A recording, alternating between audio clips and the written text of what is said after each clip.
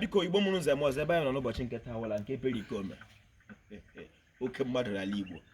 Perikome gwara ndị Igbo sị ha na omenala ala eso okwu na ihe mere nke ndị jidere ebe ha.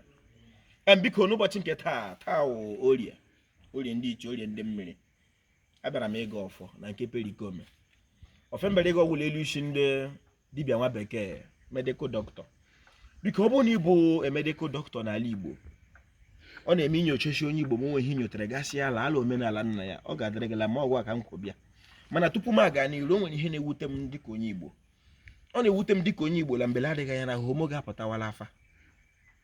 O doro m anya dịka onye Igbo la oge na-adịghị anya tupu m ejiwe mkpara na o nwere mgbe ọ ga-eru nwa nwaanyị Igbo gaa n'afọ a na-eme ka ọ mara na ihe na-enye ya nsogbu na o mere lesbianism n'ụwa ya nke mbụ. Ọ ya mere anyị ji na-eme ka anyị meme omenala Igbo.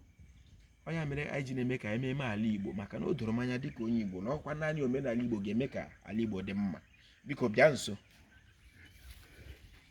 Asị m na abịara m ịga ọfọ n'ụbọchị nke taa n'elu isi dọkịta ndị ahụ na-eme ha hụ onye Igbo lechaa ya ahụ, ha nyochaa onye Igbo ahụ site n'usoro nwa bekee ma onwe ihe ha hụtara, mana ha mana ahụ adịghị onye Igbo ahụ, ha tupenye ya sọsị ya laa n'omenala nna ya. Onye Igbo achọrọ m ka ị mara na ihe ọbụla na-esogbu gị dịka onye Igbo na omenala Igbo ga-egboro gị mkpa ahụ. Na omenala Igbo gboro anyị 95% of our problem na 5 fara afọ anyị nwa ka ọ dịrị aka dịka mmadụ. Biko ị ga-eji ntị onye Igbo n'obi onye Igbo. Ihe m na-asụ Igbo, ihe m ji na-asụ Igbo bụ n'izu ka mma na nneji na a ga-esi n'ụlọ mara mma pụọla ama.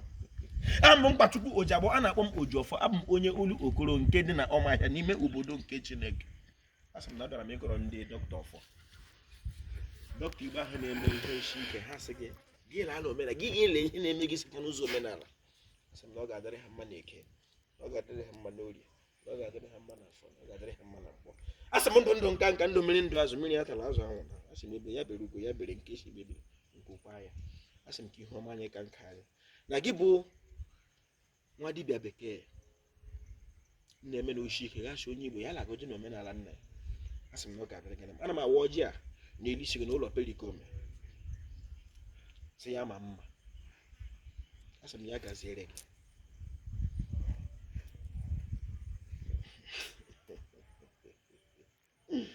Ọgazi ndị iche na ndị otu obi ndị mbụ ndị ebe site adị mma ya dịrị gị. Biko bịa nso ka m tupenye Igbo azụ ka ya lawa. Onye Igbo, ọ bụrụ na kemgbe nne ji mụọ gị na ikpeghele chọọchị taghị ahụhụ, onweghị ihe na-aghọta, biko kwụsị ịtụ ule nke ikpere ekpe. Ndụmọdụ m ga-enye gị dịka onye Igbo, laghachite n'omenala nna gị. Ọ bụrụ na ikpele chọọchị onweghị ihe na-aghọta, onweghị ihe ikpetere, laghachi n'omenala nna gị. Ihe ha na-eme n'ala Igbo, ihe ha na-eme tupu a mụọ gị, ebe a ka nzọpụta gị dị. Asị m na anọ m na nke Perikome nwoke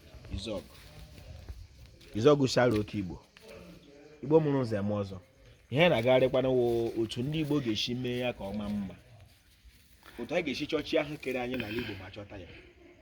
Asị m ị bụrụ dọkịta n'ala Igbo, gbaa gburugburu ihe onye Igbo nyochaa ya ahụ, onweghị ihe na-enyochata, mana ịma na ahụ adịghị ya, ga-emepe ọnụ si ya ga-achọ ya n'ụzọ omenala na ọ ga-adịrị gị na mana ndụ ya adịghị. Mana ekwukwara na-agwa ndị Igbo dịka ndụmọdụ, anaghị asa ya asasị. Ọ bụrụ na ime n'ike eme izu ịgbaala mbọ ịdị ọga ala mee ihe nwere ike ime ọ na-aga aga, biko chọtụkwana ya n'ụzọ omenala, maka na nga nne ewu gafere ọ naghị afa nwa ya afa. Ọ ga-adịrị Igbo la mma. Ojiọfọ kelere Igbo. Asị m ntị onye Igbo n'obi onye Igbo.